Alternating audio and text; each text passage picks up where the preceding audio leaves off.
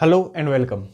जितने भी कम्पिटिटिव एग्जामों में साइंस आती है उन सब का एक कॉमन टॉपिक है मोल अवधारणा, मोल कॉन्सेप्ट। इससे क्वेश्चन आते ही आते हैं। अच्छा, कम्पिटिटिव एग्जाम में समय कम होता है, इसलिए जो साइंस के क्वेश्चन है उनमें बहुत बड़ा कॉन्सेप्ट नहीं होता है, वो थोड़े से फैक्चुअल होते हैं। अगर आपने पढ़ा है तो कर लोगे, नहीं पढ़ा है तो वो आपसे नहीं होगा। लेकिन जो मोल अवधारणा है उसमें दोनों ही तरह के क्वेश्चन बनते हैं। डायरेक्ट भी क्वेश्चन आते हैं जो देखते आपसे हो जाए, और ऐसे भी क्वेश्चन जिसमें आपको थोड़ी सी कैलकुलेशन करनी पड़ जाए। तो आइए सीखते हैं कैसे कैसे क्वेश्चन, हर लाइन से कैसे क्वेश्चन बनेंगे। अगर आप बोर्ड पर ध्यान से देखें तो मैंने 1 से और 20 तक कुछ तत्व लिखे हैं, ठीक है, जिनका परमाणु क्रमांक 1 से 20 तक है। अच्छा, ये जो तत्व लिखे हैं इनके जस्ट आगे इनका परमाणु भार लिखा हुआ है, ठीक है। और परमाणु भार के आगे यू लिखा हुआ है। यू क्या है? उस परमाणु भार की इकाई है। आज हम सीखेंगे कि इकाई कैसे देखते हैं, क्या इसके मानक हैं, और इसको यूज कैसे लेना है, और इससे क्वेश्चन कैसे बनेंगे। तो 1 से 20 तक ये आपके पास में तत्व हैं, और कुछ एक्स्ट्रा हैं जो कॉमन सोल्ट या कॉमन यौगिकों में पाए जाते हैं, तो उनको मैंने इधर लिख दिया है। अच्छा, इनके जो परमाणु भार है इनकी कोई ट्रिक नहीं होती है, ये आपको याद ही होने चाहिए। आप साइंस से हो चाहे नहीं हो, आपको कम से कम 1 से 20 के तत्व तो याद होने चाहिए, और उनके परमाणु भार भी याद होने चाहिए। अच्छा, जैसे नाम hydrogen, helium, lithium, beryllium, boron, carbon, nitrogen, oxygen, fluorine, neon, sodium, magnesium, aluminium, silicon, phosphorus, sulphur, chlorine, argon, potassium, calcium, और ये है आपका फेरस लोहा, ठीक है, कॉपर और जिंक। अच्छा, आप ध्यान से देखें, जैसे हाइड्रोजन है, हाइड्रोजन का कि 1 लिखा हुआ, आगे यू लिखा हुआ है। अच्छा, यू क्या है? तो मैंने यहां बताया है कि यू का मतलब है यूनिफाइड मास, हिंदी में बोलते हैं एकीकृत द्रव्यमान। अब देखो, ये यूनिट है, ये एक मात्रक है। किसका? ये मात्रक है परमाणु। एक परमाणु के जो भार होता है, एक परमाणु का जो भार होता है उसका मात्रक है, उसको दर्शाने का एक मात्रक है। अब परमाणु का भार का मात्रक कैसे बनाए? मान लो आपके पास कोई मात्रक नहीं है, आपको एक मात्रक बनाना है, तो आप मात्रक कैसे बनाओगे?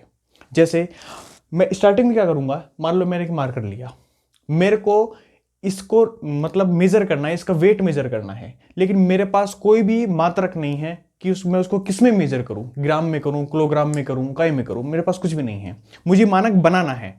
तो देखो मैं क्या करूंगा, मैं इसको मेजर कर लूंगा, मैं इसको क्या करूंगा, तराजू पे रखूंगा, इसका जो भी वेट आएगा उसको क्या मान लूंगा, एक मान लूंगा, यूनिट मान लूंगा, इकाई मान लूंगा, ठीक है। इसका जो भी वेट आएगा उसको क्या मान लूंगा, एक मान लूंगा, ठीक है। जैसे मान लो इसका वेट आया 1 ग्राम, जैसे मैंने कह दिया इसका जो भी वेट आया होगा उसको मैंने 1 ग्राम मान लिया, ठीक है। जो भी वेट आया उसको क्या मान लिया, 1 ग्राम। फिर मैंने क्या किया, इस चीज को मेजर किया, इसका वेट मेजर किया। हो सकता है इसका जो वेट है, जो इसका वेट आया था उससे 3 गुना आया हो, क्योंकि भारी है, ठीक है। इसका जो वेट आया है उससे 3 गुना इसके वेट आए हैं, तो बताओ इसका हमने कितना माना था, 1 ग्राम, तो आप इसका कितना बोलोगे, 3 ग्राम, ठीक है।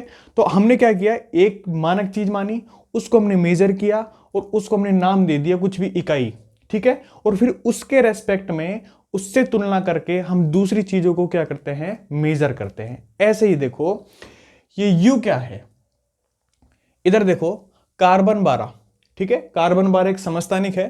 कार्बन 12 के एक परमाणु का द्रव्यमान, कार्बन 12 का एक परमाणु लेंगे, उसका जो भी द्रव्यमान होगा उसमें 12 का भाग दे देंगे। तो आगे लिखा है उसके द्रव्यमान का 1/12वां भाग क्या माना गया है, 1 यू माना गया है, 1 यूनिट माना गया है, ठीक है। तो आपसे कोई पूछे 1 यू क्या है, तो 1 यू क्या होगी कि कार्बन 12 के एक परमाणु के द्रव्यमान का 1/12वां भाग 1 यू है, ये माना गया है, ठीक है। अब देखो, मान लो आपने कोई एटम लिया, उसको आपने मेजर किया, तो हो सकता है वो कार्बन 12 के एक परमाणु के द्रव्यमान के 1/12 भाग के हो सकता है 5 गुना आया हो, तो उसका फिर द्रव्यमान कितना हो जाएगा, 5 यू हो जाएगा, ठीक है। इसी तरीके से जैसे हमने मार्कर का एक यूनिट माना था, वैसे आपने इस पूरे सिस्टम का 1 यू मान रखा है, जिसको हम 1 AMU भी कहते हैं, ठीक है। यू का मतलब क्या है, यूनिफाइड मास, एकीकृत द्रव्यमान। AMU का मतलब क्या है, एटॉमिक मास यूनिट, परमाणुवीय द्रव्यमान इकाई, ठीक है। अच्छा, कुछ बुकों में गलत लिख रखा है, यहाँ 12 लिख रखा है, द्रव्यमान का 12वां भाग, 12वां भाग नहीं है वो 1/12वां भाग है। ठीक है, तो ये चीज मैंने आपको बता दी कैसे आपको मात्रक मानना है और मात्रक मानने के बाद में कैसे उसका यूज करना है। दूसरी बात, आप ध्यान से देखोगे जब आप 1 से 20 तक चलोगे तो एक बहुत अच्छा क्वेश्चन तो इसी में बन रहा है। देखो आपने पढ़ा होगा मेंडलीफ की आवर्त सारणी। मेंडलीफ की आवर्त सारणी में यह बताया गया था कि आप तत्वों को उनके बढ़ते हुए परमाणु क्रमांक में रखोगे। कहने का मतलब अगर एक के बाद दूसरा तत्व आ रहा है तो दूसरे तत्व का परमाणु भार पहले वाले तत्व से ज्यादा होना चाहिए।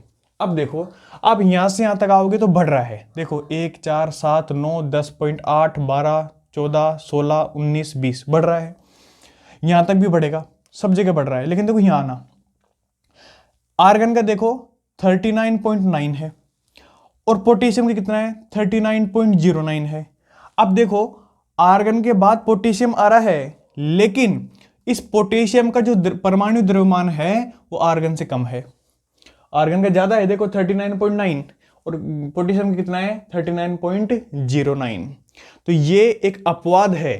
ठीक है, ये एक अपवाद है किसका, मतलब ये एक फेलियर कह सकते हैं किसका, मेंडलीफ की आवर्त सारणी का फेलियर है। ये आपसे पूछ सकता है वो। ठीक है, एनसेट में ऐसे किसी लाइन भी दे रखी है, तो ध्यान रखना मेंडलीफ के अकॉर्डिंग पोटेशियम ऊपर आना चाहिए क्योंकि आर्गन का परमाणु द्रव्यमान ज्यादा है, तो वो नीचे आना चाहिए था, यानी इसके बाद में आना चाहिए था क्योंकि ये 18 पे आ रहा है 19 पे आ रहा है। लेकिन देखो इसका परमाणु भार कम होते हुए भी ये इसके बाद में आ रहा है। ठीक है, तो ये मेंडलीफ की आवर्त सारणी का एक दोष या एक कमी कह सकते हो आप। खैर ये ऐसा क्यों है, तो वो आधुनिक आवर्त सारणी बता देती है। जब आप आवर्त सारणी पढ़ेंगे तो हम इस चीज को पूरा डिस्कस करेंगे कि ये क्यों कैसे रखा गया है। ठीक है, बाकी ये बिल्कुल सही है, आप याद ऐसे करेंगे इसको। अब देखो जो द्रव्यमान होता है वो दो तरह के होते हैं, परमाणुविक द्रव्यमान और आणविक द्रव्यमान, मतलब ये एक यूनिट है। और दूसरे तरह का क्या होता है, मोलर द्रव्यमान। अच्छा ये जो लिखे हैं सब परमाणुविक द्रव्यमान है। एक परमाणु का द्रव्यमान क्या होता है, परमाणुविक द्रव्यमान होता है। तो फिर आणविक क्या होगा, अरे बताओ अगर परमाणु से मिलके तो अणु बनते हैं, अगर दो परमाणु आपस में मिल गए तो वो क्या बनाएंगे, अणु बनाएंगे, और उस अणु का द्रव्यमान क्या होगा, आणविक द्रव्यमान होगा। जैसे मान लो नाइट्रोजन एक परमाणु है, लेकिन N2 क्या है, एक अणु है। N2 क्या है, एक अणु है, एक मॉलिक्यूल है। ठीक है, तो अगर दो नाइट्रोजनों को आप जोड़ दें तो एक अणु बन जाएगा। अच्छा पूछ ले इसका आणविक द्रव्यमान कितना होगा, तो नाइट्रोजन का देख लो, नाइट्रोजन कितना है 14, तो N2 में कितने नाइट्रोजन है 2, तो इसका कितना हो जाएगा 2 गुणा 14U, तो कितना आ जाएगा 28U। कंपटीशन में ये भी पूछे गए हैं खूब बार, बहुत बार क्वेश्चन आया है कि आपसे आणविक या परमाणुक द्रव्यमान पूछ लिए हो। आपको कंपाउंड देगा और उस कंपाउंड का पूछ लेगा बताओ आणविक द्रव्यमान क्या होगा। थोड़ी सी प्रैक्टिस और कर लेते हैं, आपको समझ आएगा होगा कैसे परमाणु से अणु बनेगा। अगर परमाणु आपस में मिल जाएंगे, ठीक है, तो क्या बनाएंगे, वो अणु बनाएंगे। कुछ इंपॉर्टेंट पॉइंट अभी इसमें हमको पढ़ने हैं। देखो जैसे मान लो आपको एक क्वेश्चन दे दे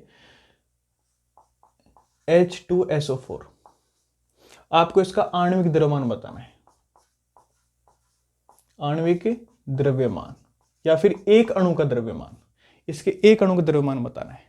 तो देखो हाइड्रोजन का कितना है 1U माना है हमने, हाइड्रोजन कितने हैं 2, तो आप करोगे 2 × 1 प्लस सल्फर का कितना है ये रहा 32, तो सल्फर एक ही है, यहां के लिखोगे आप 32 प्लस ऑक्सीजन कितने हैं 4, ऑक्सीजन का देखो कितना है 16, तो 16 × कितने ऑक्सीजन 4 ठीक है, टोटल कितना आएगा, टोटल करोगे तो ये आ जाएगा 98, कितना आएगा 98U। U क्या है आपको पता है यूनिफाइड मास, ठीक है, तो ये आ गया आपके पास में 98U किसका, H2SO4 का आणविक द्रव्यमान, यानी H2SO4 के एक मॉलिक्यूल या एक अणु का द्रव्यमान कितना आएगा 98U आएगा। ऐसे आप किसी का भी निकाल सकते हो, ठीक है, ऐसे आप किसी का भी निकाल सकते हो। एक बार एग्जाम में क्वेश्चन आया था कि CaO, ये भी मैं करा देता हूं, क्वेश्चन कर देता हूं।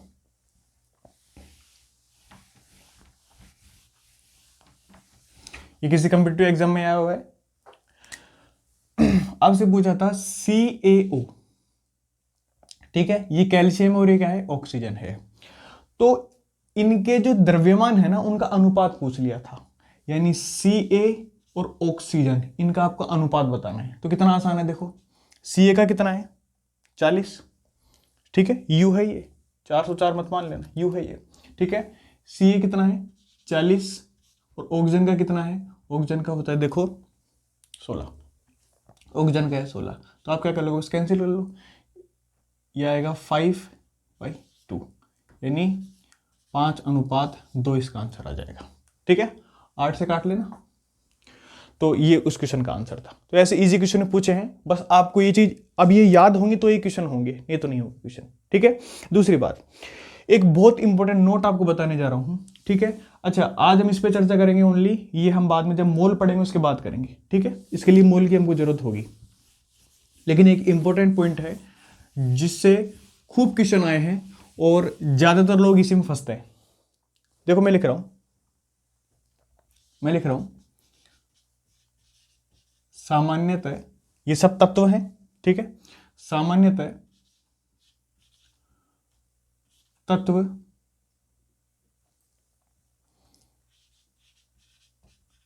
अपनी गैसीय अवस्था में द्विपरमाणुक अणु होते हैं। जनरली क्या होता है, जो तत्व होते हैं वो अपनी गैसीय अवस्था में द्विपरमाणुक अणु होते हैं। कहने का मतलब समझना, जैसे आपसे अगर कोई कह दे कि ऑक्सीजन का परमाणुक द्रव्यमान बताओ, ठीक है, तो ऑक्सीजन का परमाणुक द्रव्यमान होता है 16U, कोई दिक्कत नहीं है। लेकिन आपसे अगर वो कह देना कि ऑक्सीजन गैस का आणविक द्रव्यमान,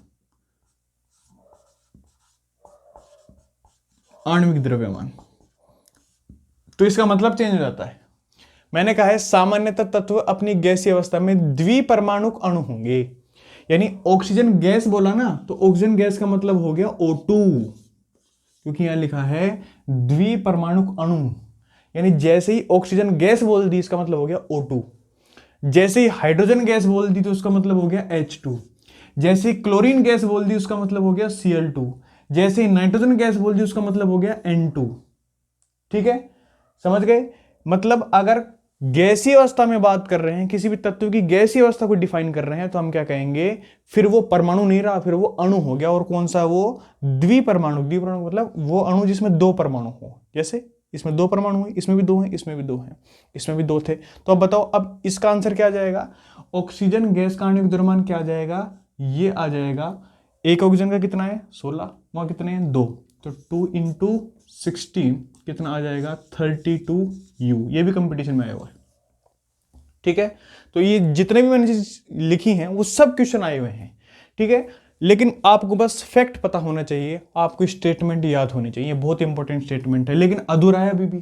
कैसे, देखो अब ये भी बता देगा आपको, बुको मान लो आधा लिखा हुआ है और बुकों में आधा ही लिखा हुआ मिलता है ये, ठीक है। अब किसी ने ये याद करके चले गया, तो मुझे बताओ, मैंने 1 से 20 तक जो तत्व लिखे हैं, क्या सब में ये लागू होगा क्या? अगर मैं कह दूं फ्लोरीन गैस, तो बिल्कुल सही है, वो F2 होता है, जैसे क्लोरीन Cl2 होता है वैसे फ्लोरीन F2 होता है। लेकिन ये एक जगह अप्लाई नहीं होता, और वो कहां नहीं होता, इसके आगे लिख देता हूं, अक्रिय गैसों को छोड़कर। अक्रिय गैस कभी भी द्विपरमाणुक अणु नहीं होते। अगर आपसे कह दे हीलियम गैस, तो उसका मतलब He2 बिल्कुल नहीं है, उसका मतलब He है बस, वो हमेशा एकल परमाणुक रहते हैं, ठीक है। अच्छा, अक्रिय गैस कौन कौन सी होती है, ये देखो, helium, neon, argon, krypton, radon, याद रखना इसको, ठीक है। ये सब अक्रिय गैसें हैं। एक और होती है जिनोन और फिर रेडोन। ये जितनी भी लिखी हैं ये सब क्या है, अक्रिय गैसें हैं। अगर आपसे कह दे हीलियम गैस का, या आपसे कह दे कि नियोन गैस का आप आणविक द्रव्यमान लिखो, नियोन गैस का आणविक द्रव्यमान लिखो तो आप उसको कभी भी Na2 नहीं लिखोगे, आप उसको Na ही लिखोगे। ठीक है, तो अक्रिय गैसों को छोड़ करके सभी क्या होते हैं, द्विपरमाणुक होते हैं। ठीक है, और ये क्या होते हैं, एकल परमाणुक। तो अगर आपसे नियोन गैस कहा जाए, अगर आपसे नियोन गैस कहा जाए तो उसका मतलब Na ही है। और Na का कितना होता है, देखो Na का कितना होता है 20, तो इसका आंसर ओनली 20 आएगा। अगर किसी ने अधूरा पढ़ रखा है तो वो इसको भी डबल कर देगा, और डबल करते आंसर क्या आ जाएगा 40, जो गलत होगा आंसर। ठीक है, तो ध्यान रखें कि 1 से 20 तक एलिमेंट याद होनी चाहिए। सबसे पहले आपको जब ये याद होगा तभी हम मोलर वाला पार्ट पढ़ पाएंगे। ठीक है, मोलर द्रव्यमान वाला पार्ट तभी आपको आएगा जब आपको कम से कम इतना पार्ट याद होगा और इनके ये भी आपको सारी वैल्यूज याद होंगी, तब हम उसको पढ़ पाएंगे। ठीक है, तो ध्यान रखें जो मैंने पॉइंट बताया है, सामान्यतः तत्व अपनी गैसीय अवस्था में द्विपरमाणुक अणु होते हैं, लेकिन अक्रिय गैसों को छोड़कर अक्रिय गैस ऐसा नहीं करती हैं। सभी अपने द्विपरमाणुक अणु में गैसीय स्टेट में होते हैं, लेकिन अक्रिय गैसें एकल परमाणु की गैसीय होती हैं। ठीक है, ये बात आप ध्यान रखोगे।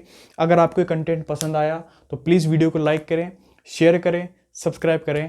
आगे हम नई और भी रोचक ये जो हमारे पास टॉपिक है उनके साथ में हम मिलेंगे। Thank you so much.